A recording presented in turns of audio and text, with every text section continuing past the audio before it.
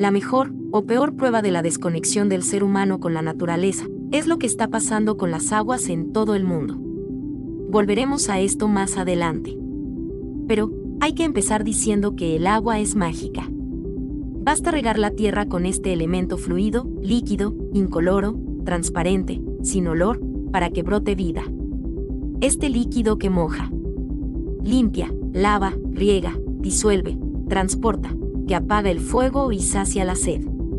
Todas acciones extraordinarias que efectúan las aguas, que a menudo tomamos por descontadas. Magia y misterio, en adelante. Muchas propiedades del agua provienen de la forma de tetraedro de su molécula. H2O es una molécula notable. Un tetraedro, un triángulo bipolar. 2 átomos de hidrógeno, de carga positiva, el elemento más simple y abundante del universo, precursor de todos los otros elementos, y un átomo del famoso oxígeno vital, de carga negativa, que inspiramos con cada bocanada de aire, el tercero más abundante después del hidrógeno y el helio. La cuánticamente precisa geometría molecular hace que los hidrógenos, con un ángulo de aproximadamente 105 grados entre ellos, estén ubicados en una cara del átomo y solo el oxígeno en la otra. Así, la molécula es positiva por un lado y negativa por el otro. Esta bipolaridad permite los sólidos engarces de las moléculas entre ellas. Las moléculas se atraen entre sí, conectándose unas con otras mediante uniones, llamadas enlaces o puentes de hidrógeno. El agua es una red tridimensional de tetraedros. Aunque cueste creerlo, la molécula tiene un tamaño de 0,985 angstroms, un poco menos de una unidad que representa un 0,000.000.0001 de un metro, 10.000 millonésima parte de un metro. De hecho, el agua es una cualidad emergente de millones de estas, para nosotros, infinitamente pequeñas moléculas de H2O. Una sola molécula no moja, ni riega, ni disuelve. La bipolaridad también hace posible los engarces de las moléculas de agua con innumerables moléculas de otros elementos. En comparación, un glóbulo rojo tiene 0.007 milímetros de diámetro, 60 veces más que un virión, partícula viral o individuo de virus, de 0.00012 milímetros. Las enzimas necesitan este medio, acuoso, que en realidad es electrónico, para que su forma tridimensional adopte forma activa. El aire atmosférico entra a nuestro organismo con 78% de nitrógeno, 21% de oxígeno, 0.04% de dióxido de carbono, 0,93% de argón y trazas de otros gases que circulan por la atmósfera, incluyendo agua vaporizada. El aire que exhalamos tiene 16% de oxígeno y 3.5% de CO2, y también vapor de agua. Así, aproximadamente 5% del oxígeno del aire que respiramos ingresa al metabolismo. La sangre sale de la aorta pulmonar con la hemoglobina saturada de oxígeno al 97%. Después de ser liberado a los tejidos a través de vasos capilares, el oxígeno en la hemoglobina baja a 70%. O sea, el 27% del oxígeno sanguíneo es captado por las células para las funciones metabólicas. Ya el CO2 respirado un 15% se combina también con la hemoglobina, para formar desoxihemoglobina, 10% se disuelve en el plasma, y el 75% restante es transportado por el ion bicarbonato. Tal como no sabemos a ciencia cierta cómo llegó el agua a este planeta Tierra, tampoco sabemos con certeza cómo se estructura su compleja red molecular. Se observan variaciones en términos de cuántos puentes hidrógeno de una molécula pueden enlazarse con los átomos de oxígeno de otra molécula. Recientes investigaciones postulan que cada molécula se puede enlazar con otras 4, con 2 enlaces a través de su átomo de oxígeno y 1 a través de cada hidrógeno. Esta geometría variable, que no está claramente dilucidada por la ciencia, tendría que ver con la capacidad del agua de cambiar de estado con los cambios de temperatura, y con las peculiares cualidades del líquido elemento que le permiten ser la matriz de lo viviente. Curiosamente, el hidrógeno y el oxígeno por sí solos, en su forma gaseosa, son inflamables. El oxígeno es el alma del fuego, pero cuando los dos se casan de esta forma peculiar se genera esta sustancia extraordinaria, que, al contrario, apaga el fuego. Los resultados de otras innumerables combinaciones de estos dos elementos con otros son tan increíbles como este, pero, sin duda, el agua la lleva.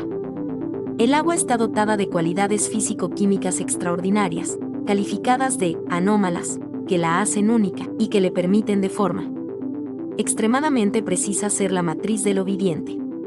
La atracción que mantiene unidas las moléculas de agua es llamada fuerza de cohesión, que produce, en la superficie del líquido, lo que denominamos tensión superficial. Objetos livianos flotan sobre ella. Diversas arañas pueden deslizarse velozmente y con precisión sobre esta película electrónica.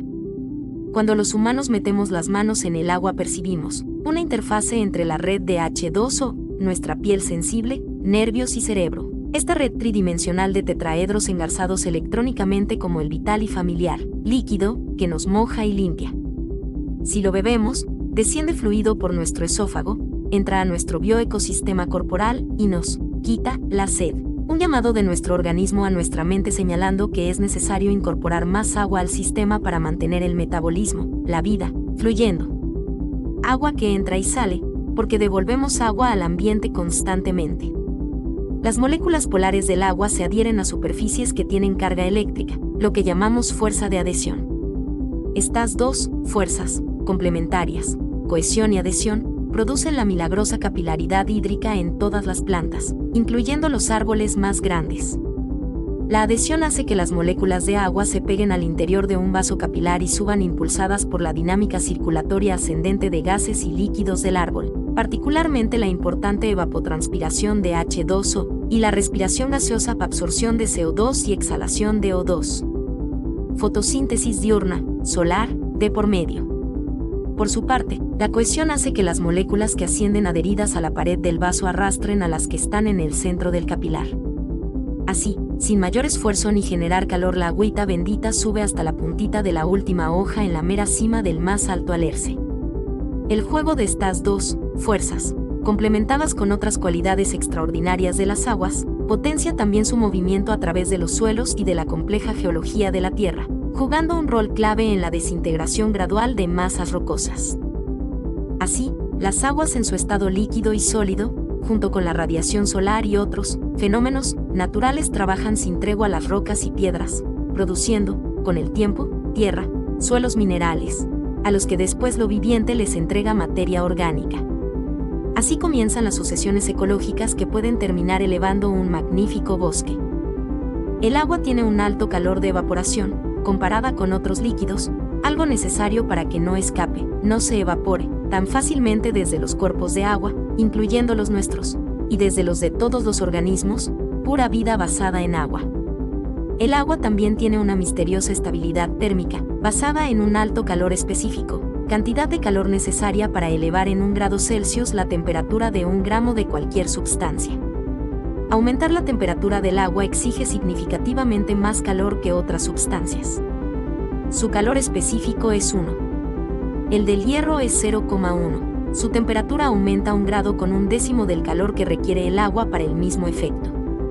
El agua cambia de temperatura más lentamente. Paradoja. Percibimos el agua como frágil y el hierro como fuerte.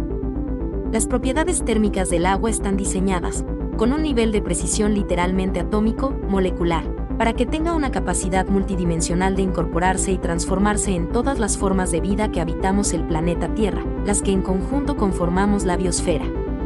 Como los cuerpos de los seres vivos son agua en un alto porcentaje, este actúa como un buffer interno para evitar variaciones extremas y veloces de temperatura. Esto permite a los organismos habitar ambientes tan disímiles, en términos de temperatura y humedad, como el desierto de Atacama y la selva amazónica. En 385 a.C., Aristóteles concluyó que la naturaleza aborrece el vacío. Todos los nichos posibles en la Tierra son ocupados y utilizados por lo viviente. Se podría decir entonces que es el agua la que aborrece el vacío. Hasta muy adentro de la caverna más profunda, en la terma más hirviente, en la laguna más hipersalina, en los más altos doseles de los gigantes arbóreos del Amazonas, habitan diversos seres basados en agua. En algunos animales, tales como las medusas, que son 99.5% agua, este líquido compacto, de moléculas de H2O constituye su esqueleto hidrostático, le da su forma y estructura al organismo durante toda su vida. Igualmente, sus órganos bien diferenciados están hechos solo de agua organizada como órganos. Las medusas han sido llamadas aguas vivas. Algo semejante sucede con los hongos y otros organismos como las algas que son mayormente agua. A medida que desciende la temperatura, el agua se contrae y su densidad aumenta. Bajo los 4 grados centígrados la densidad comienza a disminuir. Paradójicamente, los enlaces de hidrógeno se fortalecen y la movilidad de las moléculas disminuye. Al llegar a los 0 grados centígrados los enlaces de hidrógeno se hacen tan fuertes que las moléculas de agua quedan rígidamente conectadas entre sí, con mucho aire entre ellas, y forman una red de enlaces de hidrógeno que la convierten en un cristal. Este aire es la razón por la cual el hielo es más liviano que el agua líquida y flota en su superficie. El frío aumenta el volumen de las aguas.